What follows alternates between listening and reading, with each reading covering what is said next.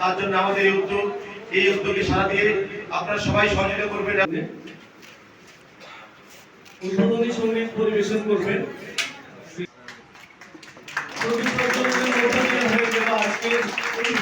শান্তি সভার আনুষ্ঠানিক আমার পাশে আয়, আমার পাশে আয় রে, আয় রে বন্ধু, আয় রে আমার।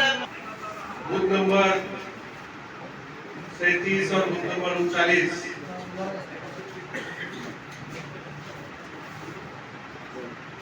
पिछले 16 तारीख को जो त्रिपुरा विधानसभा निर्वाचन वोटिंग होने के बाद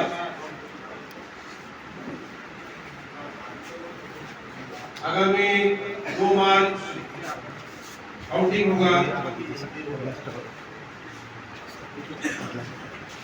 इसके पहले हमारे त्रिपुरा राज्य में आप सभी देख रहे हैं कि जैसे इलेक्शन कमीशन ऑफ इंडिया ने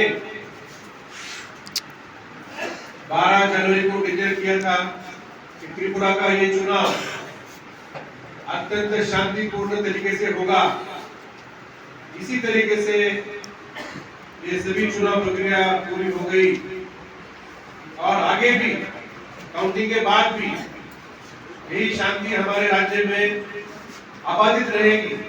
इसके लिए जो शांति सभा का आयोजन यहाँ किया है और इसी तरह पूरे त्रिपुरा राज्य में 3337 बूथ है। सभी बूथ में आज 27 तारीख और कल 28 तारीख 2 दिन में सभी जगह पे शांति सभा का आयोजन हो रहा है। मैं सबसे पहले यहाँ गोकुल नगर बूथ नंबर 37 और 39 के लोगों को मैं बधाई देना चाहता हूँ कि आपने आज ये शांति सभा का आयोजन किया और आपने मुझे यहाँ पे आमंत्रित किया। 15 कमला सागर में जो प्रार्थी है उसमें से 2 प्रार्थी भी आज हमारे साथ मंच पे विराजमान है और जो गांव के लोग हैं, सभी आसपास के लोग जो हमारे सीनियर सिटीजन है, हमारे युवा है, हमारे समाज के विभिन्न क्षेत्र में काम करने वाले सभी लोग यहाँ पे मौजूद है। परंपरा एक नया ट्रेडिशन चालू किया है कि जैसे हमने देखा 16 तारीख को एक उत्सव हुआ, त्रिपुरा में 90% मतदान हुआ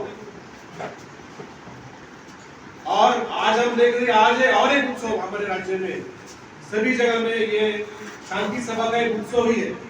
जैसे अभी हमारे प्रिय नारायण जी ने उन्होंने एक गीत खुद लिखा और उन्होंने आह्वान किया है सभी त्रिपुरा वासियों को कि आओ भाई सब एक साथ आओ,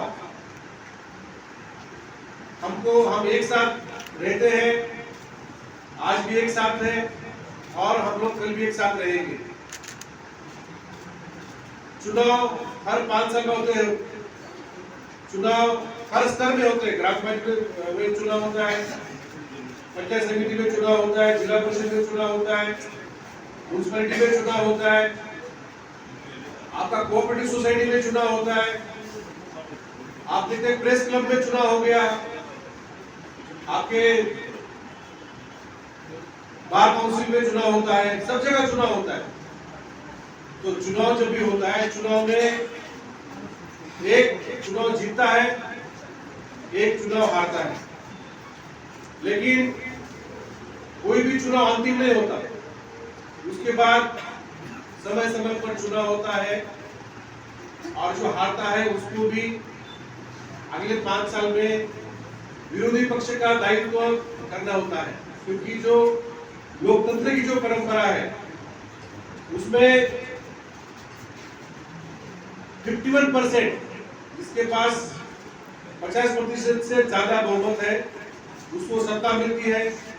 लेकिन जिनके पास 51% से कम है, उनकी भी भूमिका महत्वपूर्ण है, उनकी भी भूमिका कम नहीं है।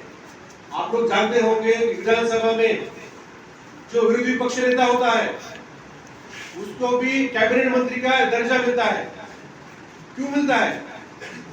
क्योंकि उनको उसी तरीके से मान सम्मान मिलता है जो सत्ताधारी है। और विधानसभा हो, जिला परिषद हो, ग्राम पंचायत हो, उसमें विरोधी के जो सभासद होते हैं, मेंबर होते हैं, उनको भी अपना पक्ष रखने का और अपना मत रखने का उनको भी अधिकार है।